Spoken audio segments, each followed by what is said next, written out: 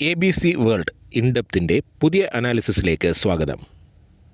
ഇന്നത്തെ വിഷയം American president Donald Trump ഉക്രൈനിൻ്റെ ധാതു സമ്പത്ത് അമേരിക്കയ്ക്ക് വേണം എന്ന് പറഞ്ഞതിനെ പറ്റിയുള്ള ഒരു അനാലിസിസാണ്. അധികാരമേറ്റ അന്നു മുതൽ ഇന്ന് വരെ ലോകമാധ്യമങ്ങളിൽ നിറഞ്ഞു നിൽക്കുന്നത് ഡൊണാൾഡ് ട്രംപ് തന്നെയാണല്ലോ. ഉക്രൈൻ റഷ്യ യുദ്ധം നിർത്തുന്നതിനായി ട്രംപ് സെലൻസ്കിയെ ഭീഷണിപ്പെടുത്തിയതും അവരുടെ നാച്ചുറൽ റിസോഴ്സസ് അമേരിക്കയ്ക്ക്, അതായത് അമേരിക്കയ്ക്കുണ്ടായ ചെലവും നഷ്ടവും അത് നികത്താനായിട്ട് നാച്ചുറൽ റിസോഴ്സസ് അമേരിക്കയ്ക്ക് വേണം എന്ന് പറഞ്ഞത് ശരിയോ തെറ്റോ? അതാണ് ഇന്നത്തെ അനാലിസിസ്. യുദ്ധം ഒരിക്കലും ഒരു നല്ല ഏർപ്പാടല്ല. സാമ്പത്തിക നഷ്ടം, ജീവഹാനി, ലോകരാജ്യങ്ങൾ തമ്മിലുള്ള ബന്ധം വഷളാകൽ, ഓയിൽ റിഫൈനറികളും മറ്റും ആക്രമിക്കുന്നതിലൂടെ അനാവശ്യമായി പ്രകൃതി വിഭവങ്ങൾ നശിപ്പിച്ച് കളയുന്ന പ്രവണത, അങ്ങനെ ഒരുപാട് കാര്യങ്ങൾ യുദ്ധക്കെടുതിയായി ഉണ്ടാകുന്നതാണ്. റഷ്യ ഉക്രൈൻ യുദ്ധം ആരംഭിച്ചപ്പോൾ പലരും ചിന്തിച്ചത് ഉക്രൈൻ നാറ്റോയിൽ ചേരുന്നത് കൊണ്ട് റഷ്യയ്ക്ക് എന്താണ് കുഴപ്പം. എന്നാൽ യാഥാർത്ഥ്യങ്ങൾ തിരിച്ചറിഞ്ഞാൽ റഷ്യയുടെ ഭാഗത്ത് തന്നെയാണ് ന്യായം എന്ന് നമുക്ക് പറയാം. പണ്ട് ഉക്രൈനും റഷ്യയും എല്ലാം സോവിയറ്റ് യൂണിയൻ്റെ ഭാഗം തന്നെയായിരുന്നല്ലോ. 2014 റഷ്യ ഉക്രൈനിൽ നിന്നും ക്രീമിയ പിടിച്ചടക്കിയിട്ടുണ്ടായിരുന്നു. റഷ്യ അന്ന് അതിന് പറഞ്ഞ ന്യായീകരണം, അതായത് സോവിയറ്റ് യൂണിയൻ്റെ കാലത്ത് ഒരുപാട് മിലിറ്ററി ഇൻസ്റ്റലേഷൻസ് ഉക്രൈൻ്റെ ഭാഗത്ത് ഉണ്ടായിരുന്നു. അത് തീവ്രവാദികളുടെ കയ്യിൽ എത്തിപ്പെടുന്നു എന്നൊരു ന്യായം പറഞ്ഞാണ് അന്ന് റഷ്യ ക്രീമിയ അനക്സ് ചെയ്തത്. ഉക്രൈൻ്റെ നിലപാടും തീവ്രവാദികളെ സഹായിക്കുന്ന രീതിയിലായിരുന്നു. കാരണം ഇന്ത്യ പാകിസ്ഥാൻ പ്രശ്നത്തിൽ, അതായത് ഇപ്പോൾ ഇന്ത്യയിൽ പാകിസ്ഥാൻ നടത്തുന്ന തീവ്രവാദി ആക്രമണങ്ങളെ ന്യായീകരിച്ചൊരു രാജ്യം കൂടിയാണ് ഉക്രൈൻ ആ കാലഘട്ടത്ത്. 2022 ഉക്രൈൻ നാറ്റോയിൽ ചേരാൻ ശ്രമം നടത്തുന്നത്. അതിൻ്റെ കാരണം എന്ന് പറഞ്ഞാൽ നാറ്റോയുടെ ഒരു നിയമം അനുസരിച്ച് നാറ്റോ മെമ്പറായിട്ടുള്ള ഏതെങ്കിലും ഒരു സഖ്യരാഷ്ട്രത്തെ മറ്റൊരു രാജ്യം, പുറത്തു നിന്നുള്ള ഒരു രാജ്യം ആക്രമിച്ചാൽ അത് നാറ്റോയുടെ നേരെയുള്ള ആക്രമണമായി കണക്കാക്കുകയും നാറ്റോ രാജ്യങ്ങൾ ഒറ്റക്കെട്ടായി അതിനെ നേരിടുകയും ചെയ്യുന്ന ഒരു നിയമമാണ് അവർക്കുള്ളത്. അതുകൊണ്ട് ആദ്യം നാറ്റോയിൽ മെമ്പർഷിപ്പ് നേടുക, അതിനുശേഷം റഷ്യയെ ആക്രമിച്ച് ക്രീമിയ തിരിച്ചു പിടിക്കുക. അപ്പോൾ തിരിച്ച് റഷ്യ ആക്രമിച്ചാൽ അത് നാറ്റോയെ ആക്രമിക്കുന്നതായി കണക്കാക്കപ്പെടുകയും നാറ്റോ രാജ്യങ്ങൾ ഒറ്റക്കെട്ടായി റഷ്യയെ ആക്രമിക്കും എന്നൊരു കണക്കുകൂട്ടലാണ്, അതായത് ഒരു വളഞ്ഞ വഴിയിലുള്ള കണക്കുകൂട്ടലാണ് സെലൻസ്കിക്ക് ഉണ്ടായിരുന്നത്. ഇതിലെ അപകടം തിരിച്ചറിഞ്ഞാണ് റഷ്യ ഉക്രൈൻ നാറ്റോ മെമ്പർ ആകുന്നതിന് മുൻപ് തന്നെ ഉക്രൈനെ ആക്രമിച്ച് കീഴ്പ്പെടുത്താൻ ശ്രമിച്ചത്. ഈ കാര്യങ്ങളെല്ലാം എല്ലാവർക്കും അറിയാവുന്ന കാര്യം തന്നെയാണ്. എന്നാൽ ട്രംപ് എടുത്ത നിലപാട് ശരിയോ? സെലൻസ്കിക്ക് യുദ്ധം നിർത്താനുള്ള ഉദ്ദേശം ഇല്ലേ?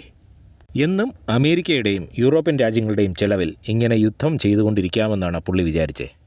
ഒരു യുദ്ധമര്യാദ എന്ന രീതിയിൽ ഒരു രാജ്യത്തിൻ്റെ പ്രീമിയർ അല്ലെങ്കിൽ അവിടുത്തെ പ്രധാനമന്ത്രി, പ്രസിഡൻറ്റ് തുടങ്ങിയവരെ യുദ്ധത്തിൽ ഡയറക്റ്റായിട്ട് ആക്രമിക്കാറില്ല.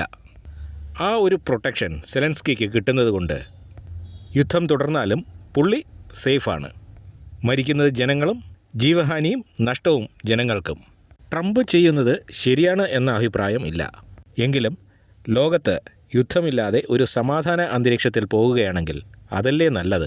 യുദ്ധം നിർത്തിയില്ല എങ്കിൽ ഉക്രൈനെ തീർത്തുകളയും എന്നുള്ള ട്രംപിൻ്റെ ഭീഷണിയും മറ്റും അല്പം അഹങ്കാരത്തിൻ്റെ സ്വരം ഉണ്ടെങ്കിലും അത് ലോകരാജ്യങ്ങൾക്ക് നൽകുന്നൊരു സന്ദേശം അത് വലുതാണ്.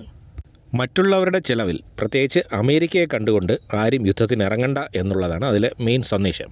യൂറോപ്യൻ രാജ്യങ്ങൾക്കും കൂടിയുള്ള ഒരു സന്ദേശമാണത്. നാറ്റോ എന്നൊക്കെ പറയുമെങ്കിലും അമേരിക്ക തന്നെയാണ് ഈ യൂറോപ്യൻ രാജ്യങ്ങളെ സംരക്ഷിക്കുന്നത്. ട്രംപിൻ്റെ പ്രഖ്യാപിത നയമായ, അതായത് അനാവശ്യമായ ചിലവുകളെല്ലാം കുറയ്ക്കും എന്ന ആ നയത്തിൻ്റെ ഭാഗമായി ഇതിനെ കണ്ടാൽ മതി. ഇതിൽ നിന്നും ലോകരാജ്യങ്ങൾ മനസ്സിലാക്കേണ്ട ഒരു കാര്യം, ആരും ഒരു സഹായവും, ആയുധമാകട്ടെ സാമ്പത്തികമായിട്ട് ഏത് രീതിയിലുള്ള സഹായവും ഫ്രീ ആയി ആരും തരില്ല. തന്നാൽ അവരതിൻ്റെ ഇരട്ടിയായി തിരിച്ചു പിടിച്ചിരിക്കും. നമുക്കുമുണ്ട് നമ്മുടെ ചുറ്റും കുറേ രാജ്യങ്ങൾ, നമ്മളെ ഊറ്റി ജീവിക്കുന്ന കുറച്ച് രാജ്യങ്ങൾ. അവർ ചോദിക്കുന്ന സഹായങ്ങൾ ചെയ്തില്ല എങ്കിൽ അവർ ചൈനയുടെ കൂടെ പോവും, അല്ലെങ്കിൽ പാകിസ്ഥാൻ്റെ കൂടെ പോവും എന്ന് ഭീഷണിപ്പെടുത്തുന്ന രാജ്യങ്ങൾ. എന്നാൽ അവർ ചൈനയോടും പാകിസ്ഥാനോടും ചെയ്യുന്നതും ഇതേപോലെ തന്നെയാണ്. അവർ ചോദിക്കുന്ന സഹായങ്ങൾ ചെയ്തില്ലെങ്കിൽ അവർ ഇന്ത്യയുടെ കൂടെ ചേരും. ഉക്രൈനിൻ്റെ ഇപ്പോഴത്തെ ഈ അവസ്ഥ അത് സെലൻസ്കിയുടെ അഹങ്കാരം ഒന്നുകൊണ്ട് മാത്രം ഉണ്ടായതാണ്. ഇപ്പോൾ സൗദി അറേബ്യയിൽ വെച്ച് അമേരിക്കയും റഷ്യയും തമ്മിൽ നടന്ന ചർച്ച, അതായത് യുദ്ധവിരാമ കരാറിലെത്തുന്നതിനെ പറ്റിയുള്ള ചർച്ച, അതിൽ ഉക്രൈനെ ക്ഷണിച്ചില്ല എന്ന് പറഞ്ഞ് കുറേ കോലാഹലങ്ങളൊക്കെ അവരുണ്ടാക്കി. അപ്പോൾ എന്തുകൊണ്ടാണ് ഉക്രൈനെ ഈ ചർച്ചയിൽ നിന്നും ഒഴിവാക്കി നിർത്തിയത് എന്നുള്ള കാര്യം കൂടെ നമ്മൾ ചിന്തിക്കണം.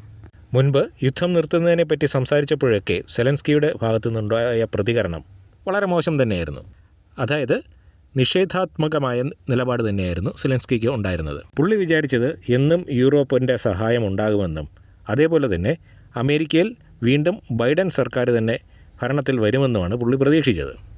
ഈ യുദ്ധം ഉണ്ടായതിൽ ബൈഡൻ സർക്കാരിന് നല്ല പങ്കുണ്ട്. ശരിക്കും ഉക്രൈനിൻ്റെ ധാതു സമ്പത്ത് അമേരിക്ക മാത്രമല്ല റഷ്യയും കൂടി പങ്കിട്ടെടുക്കേണ്ടതാണ്. കാരണം സൗദി അറേബ്യയിൽ ഒരു സമാധാന ചർച്ച നടക്കുന്ന അതേ സമയത്ത് തന്നെ റഷ്യയിൽ നിന്നും കസാക്കിസ്ഥാനിലേക്കുള്ള ഒരു പൈപ്പ് ലൈൻ, അതായത് കാസ്പിയൻ പൈപ്പ് ലൈൻ കൺസോർഷ്യത്തിൻ്റെ പൈപ്പ് ലൈൻ ഉക്രൈൻ തകർക്കുകയുണ്ടായി. അതായത് അവർ യുദ്ധം നിർത്താനുള്ള യാതൊരു താല്പര്യം അവരില്ല. എത്ര അഹങ്കാരമാണെന്ന് നോക്കുക.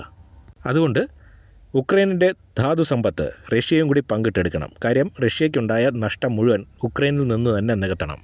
ട്രംപ് എന്തൊക്കെ അഹങ്കാരം കാണിച്ചാലും ആ ഒരു നിലപാട് കൊണ്ട് തന്നെയാണ് സെലൻസ്കി ഇപ്പോൾ ഒരു യുദ്ധവിരാമ കരാറിൽ ഒപ്പിടാൻ തയ്യാറാകുന്നത്. അതുകൊണ്ട് ട്രംപിൻ്റെ നിലപാടുകൾ ഭാഗികമായി ശരിയാണ് എന്ന് തന്നെ കരുതേണ്ടി വരും.